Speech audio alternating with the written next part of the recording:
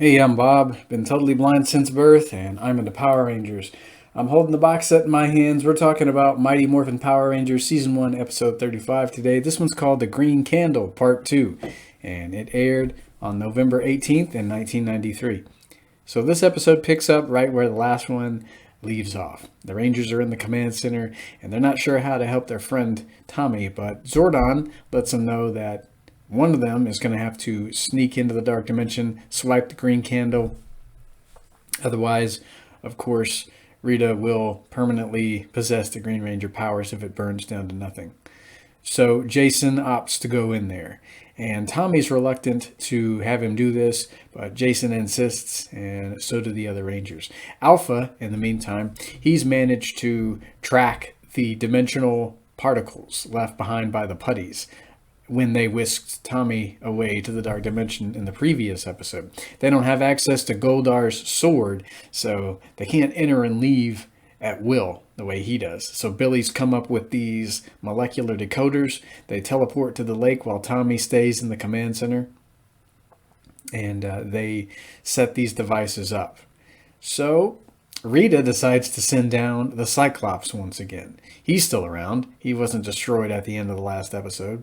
And she's going to have Cyclops serve as a distraction because she wants that green candle burnt down to nothing.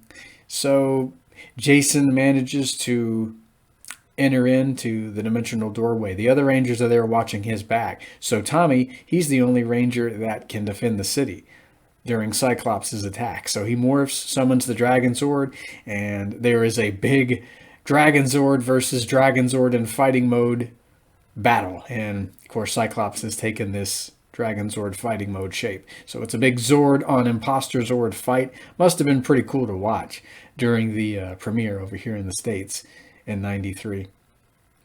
So Jason, he's in the dark dimension. Goldar shows up, and they get into a fight, and Jason, he's trying his best to make it over to the green candle, but he can't quite seem to do it. And the other Rangers are made aware of Tommy's plight, so Zach's got to go in there and get Jason to leave, because Jason probably wouldn't do so otherwise.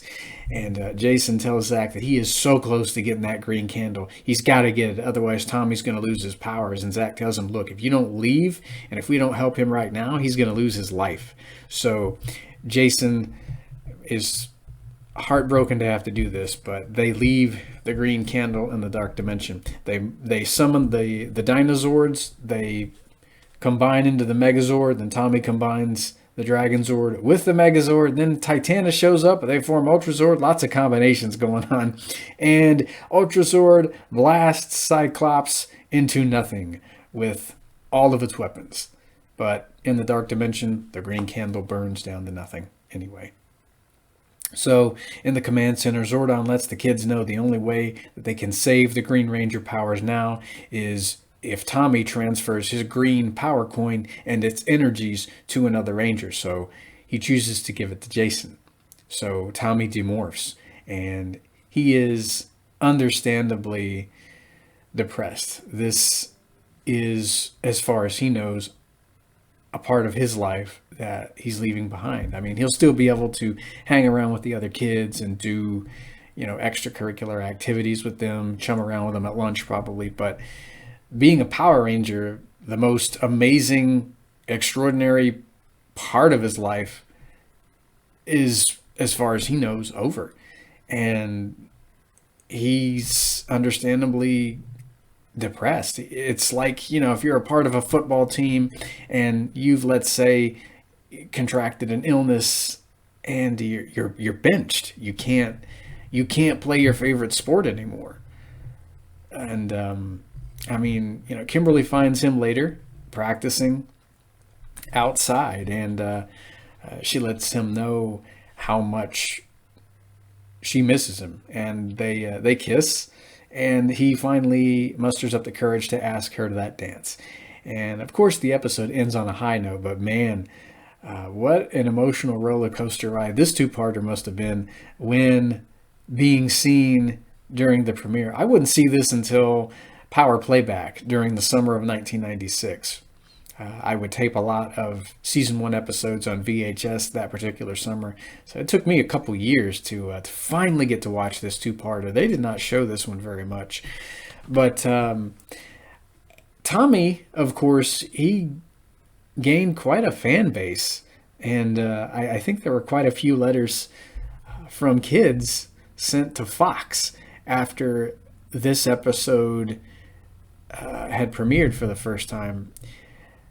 I think Tommy was rather similar to Optimus Prime. He was kind of like the Optimus Prime of my generation. And a lot of kids did not want him leaving the show.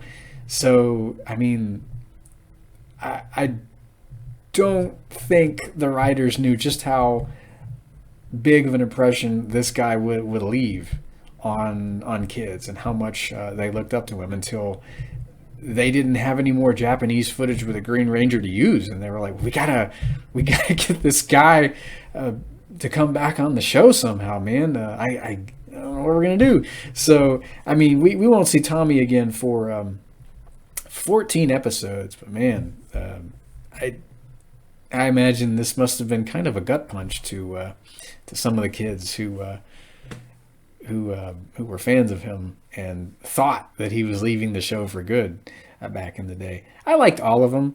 I wish I could say I had a favorite. I will say yes, it was Tommy for quite a long time when I was a kid. Then I started liking all of them. I mean, you know, I think it's the whole teamwork aspect of Power Rangers that appealed to me as the show went on. And I started liking them as a whole over time. But yeah, that will do for Green Candle Part 2. And next time we're going to be talking about Birds of a Feather, which is episode 36. And there are going to be a lot of Zord combinations and finishing moves in that episode. It's one of my favorites. So be here for Birds of a Feather. In the meantime, stay out of dark dimensions, and I will hear you guys in the next Power Rangers video.